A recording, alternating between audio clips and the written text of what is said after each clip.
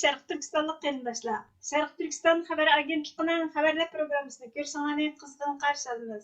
Tövəndə təfsili məzmunlarını diqqətinizə sunumuz.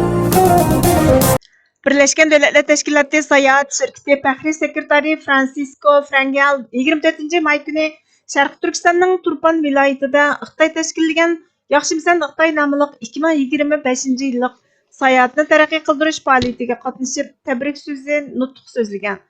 Birləşmiş Dövlətlər Təşkilatı Sayahat Şirkəti Fəxri Sekretari Francisco Frangel'ның 24 may günü Şərq Türkistanның Turpan vilayətində Xitay təşkilləgən Yaxşımsan Xitay namlıq 2025 yıllık sayahatni tərəqqi qıldırış fəaliyyətinə qanat yaydırışqa qatnaşqanlığını qattiq ayıplab mundaq dedi. Frangeli əpəndi Birləşmiş Dövlətlər Maarif, Bilim və Kültür Təşkilatının Xitaydakı sahəsi bolubmu Xitay irqi qırğınçılıq və insaniyyətə qarşı cinayət işləۋاتقان işğal qılınğan zəmin Şərq Türkistanğa sayahatçılarni cəlb qilishni maqsad qilgan fəaliyyətdə söz qildi.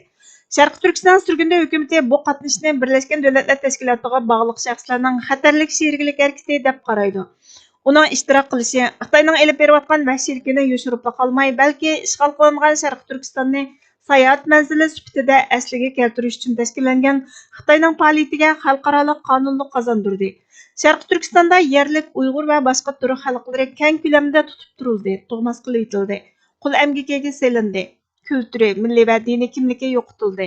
Sharq Turkiston sürgündə hökumətinin Cumhur Reisi Doktor Məmtəminəli əpəndi davamlaşıyotgan irqiy qırğınçılıqның mərkəzində ötküzülgən Xitayning təşviqat fəaliyyətində Birləşmiş Dövlətlər Təşkilatı vəkilinin bo'lishi yirginishlik bir ish bo'lib qolmasdan, balki bir xiyonat. U Birləşmiş Dövlətlər Təşkilatının o'zining bayqashlariga sal qarash va diplomatik o'yinni kishilik hayotdan muhim o'ringa qo'yish irodasini aks ettirdi dedi. Xitoyning Sharq Turkistondagi qilmishi millionlagan Uyg'ur, Qirg'iz, Qozoq qatorliq Turkiy xalqlarni jazo lagerlari va turmlarga qamash, minglarcha masjid va kultur o'rinlarining vayron bo'lishi xalqaro ta'minlash zanjiriga bog'liq bo'lgan majburiy emgakka yo'l ochdi. 1 milliondan ortiq Uyg'ur va boshqa turk bolalari oilasidan ayrildi va minisi yuyildi. 100 minglagan Uyg'ur va boshqa turk ayollar Xitoyning atalmish Şinjangda elib berayotgan irqiy qirg'inchilik harakatining bir qismi sifatida tug'mas qilib etildi. 2022 yılı 8 ayda Birləşmiş Dövlətlər Təşkilatı Kişilik Hüquq Ali Komissarlığı rəsmi dokladında Xitayning bu qilmishlarini insoniyatga qarshi jinoyat deb aybladi. Buningga qaramay Birləşmiş Dövlətlər Təşkilatı Umumiy Kengashi, Birləşmiş Dövlətlər Təşkilatı Bexatarlik Kengashi, Kişilik Hüquq Kengashi va boshqa qatorliqlar umumiy jihatdan Xitoy hukumatining mas'uliyatini surishtirish uchun ahamiyatli tadbir qo'llanmadi. Şərq Türkistan sürgündə hökumətinin Tashqi ishlar və Bexatarlik ministri Salih Xudoyor bu diplomatiya emas, balki irqiy qirg'inchilikchi mustamlika tuzumi bilan hamkorlik.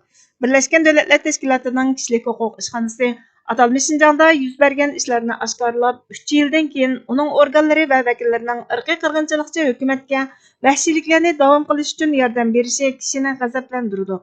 Biz tinchlantirishni emas, javobgarlikni surishtirishni umid qilamiz dedi. Şərq Türkistan sürgündə hökuməti Birləşmiş Dövlətlər Təşkilatı Dünya Sayahat Şirkətinin dərhal aşkarı keçirim soruşunu və Frangeli əpəndinin Şərq Türkistandan yiroqlashishini talab qildi və yana Birləşmiş Dövlətlər Təşkilatı sistemasining vazifasini o'rindishini, atalmish Şinjangdagi irqiy qirg'inchilikni rasmiy e'tirof qilishini və ziyonkashlikka uchraganlarning adolatga erishishiga kafolatlik qilishga, jumladan Xalqaro jinoiy ishlar sud mahkamasini darhol tekshirishni boshlashga va Xitoy katibaşlarini davom qilayotgan irqiy qirg'inchilik va insoniyatga qarshi jinoyatlarga mas'ul qilishga chaqirdi. Sharq Turkiston xalqi yo'qolmaydi. Xitoy sayohat tashkillash orqali ularning azob-uqubatlarini unuttira olmaydi.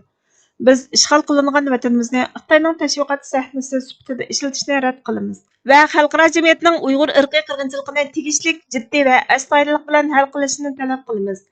Sharq Turkiston sürgündə hökumətinin bu bayanatı Tribunal xəbər kanalı, Büyük Xəbərlər Turu, Hindistan Bayanı xəbər torida 28 may günü təfsili xəbər qılındı.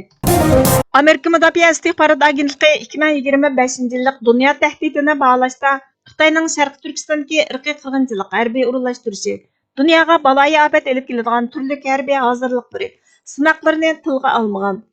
Şərq Türkistan sürgündə hökumətinin Tashqi ishlar və Bexatarlik ministri Salih Xudoyor əpəndi 27 may günüdəki ijtimoiy axborotda e'lon qilgan bayonotida mundaq dedi. Amerika Müdafiə İstihbarat Agentliyi 2025 yıllık dünya təhdidini bağlaşda Xitoy elib berayotgan Uyg'ur irqiy qirg'inchiligi, Sharq Turkistonda harbiy kuch to'plash va davlat halqigan bostirishni gavdalantirolmadi. Amerika Müdafiə İstihbarat Agentliyi kelgusidagi dunyo tahdidini baholash dokladlarida bularni gavdalantirishi kerak. Amerika Xitoyning Sharq Turkistonda yurgizayotgan vahshiyliklarni irqiy qirg'inchilik deb e'tirof qilgan bo'lsa-mu, Amerika Müdafiə İstihbarat Agentligining sukut qilishi milliy siyosat va huquq axloqiga daxl taruz yetkazadi. Sharq Turkiston Xitoy Xalq armiyasining kelgusidagi harakat rayoni. Sharq Turkiston Xitoyning eng cho'ng qit'alararo uchadigan boshqariladigan bomba, turli boshqariladigan bombalar va sinoq aslahalari joylashgan o'rin. Strategik baza. Markaziy Osiyo, Janubiy Osiyo va Hind Tinch okeanidagi energiya turi uchun hayotiy ahamiyatga ega. Sharq Turkiston Xitoyning barliq texnikalarni sinov qilish markazi. Xitoy Sharq Turkiston orqali sun'iy aql bilan nazorat qilishdagi mukammal davlatga aylandi. U qurollar hozir dunyo miqyosidagi mustabid hokimiyatlarga eksport qilindi. Yadro va zarba taqlid qilishda Ozodlik armiya Sharq Turkistonni yer osti yadro siniqi va Amerika aviamotkasi va havo armiya bazasiga zarba berishdagi taqlid qilish manevri uchun ishlatadi. Davlat alqagan bostirishda Xitoy Kompartiyasi xodimlari Sharq Turkiston mustaqillik harakatini bostirish maqsadida Amerika fuqarolarini o'z ichiga olgan Sharq Turkistonliklarni nazorat qiladi. Parakanchilikka soladi va sukut qilishga majbur qiladi. Bu Xitoyning Amerika tuprog'idagi siyosiy urushi. Strategik ko'rmasga selib olishning oqibati bo'lsa, Sharq Turkistonning ismini atamaslik, halqalaq axborot bo'shlig'ini qoldirdi. Bu asr davlat Xitoyning yer shari strategiyasining markazi. Darvaqa bu muqaddas jihodimizdagi birdan-bir qarg'a keladigan qurolimiz umumyuzlik, hamdardlik, g'oyadosh bo'lishdan maydonga kelgan birlik ittifoqimiz bo'lgan edi xolos. Bizlar uzun zamonlardan tortib insoniy marhamat va fazilatlardan mahrum holatda vahshiylarcha boshqarish ostida ezilib keldik. Agar biz asrlikning asorati tufayli qon tomirlarimizga qadar singib ketgan tafriqchilik xohishini, manfaatvozlik zaharlarini umumyuzlik holda qarindoshlik to'g'risi bilan vujudimizdan talto'kis tozalab chiqarib etmasak, hammamiz bir gavda bo'lib, haqiqiy birlik asosida hoshimizni tepishga jiddiy tutish qilmasak, oqibatimizning xayrli bo'lishi qandoqmi mumkin bo'lsin? Shu aniqki, Sharq Turkiston xalqining ziyinimi manfaatlarimi bir nuqtada. Mamlakatning bir parchasiga foyda yoki ziyon yetsa, buning ta'siri bir butun davlatga teng yetadi. Shunga har bir shahar va viloyatning ish va nupuz egalari ko'zi to'ymaganni oz deb nupuzga aldinib, manmanlik, nafsoniyatchilik qilmasligi, o'ttirga xatarlik bo'lgan ittifoqsizlik urug'ini chachmasliklari lozim. Chunki hammamizning o'rtaq manfaati buni taqozo qiladi. Agar butkul Sharq Turkiston mamlakati birlik ittifoqlikqa kelolmay, parcha-parcha ushoq bagliklarning shakliga kirib qolsa, o'ttirimizda nifaq va shaxsiy ixtilof ofatlari kuchaydi. Natijada bir-birimizning ziyiniga ko'z tikib, o'z putimizga o'zimiz palti chapamiz. Hamma tang barbod bo'lganda pushaymon hargiz foyda bermaydi. Biz birlikka keladiganlar bo'lsak, ziyon bizga hech bir yerdan yuzlanolmaydi. Ixtiloflashib o'tirsak, orqasidan umumyuzlik xaroblik, dahshatlik falokat agishib keladi. Birimizning beshiga kelgan xatar yana birimizni ayab qo'ymaydi. Nima qilishimiz kerakligi aniq. Ya umumyuzlik ittifoqlashib birlik bo'lamiz, yoki umumyuzlik xaroblikqa yuz tutib tugaymiz. Ikkisidan boshqa yo'l yo'q.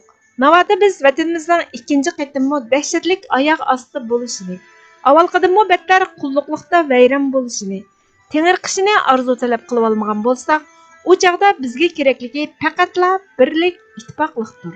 Chunki ittifoqlashish farz. Yana kelib chin ko'ngil bilan qilingan ittifoq. Manba Erkin Turkiston gazeti 1933-yili 29-noyabr 15-son Kashgar. Uyg'urchaga ag'dirg'ichi Burhan Muhammad. Bugungi xabarlarimiz bu yerda oxirlashdi. Kelar qatimki programmamizda ko'rishguncha Allohga omonat bo'lgaysizlar.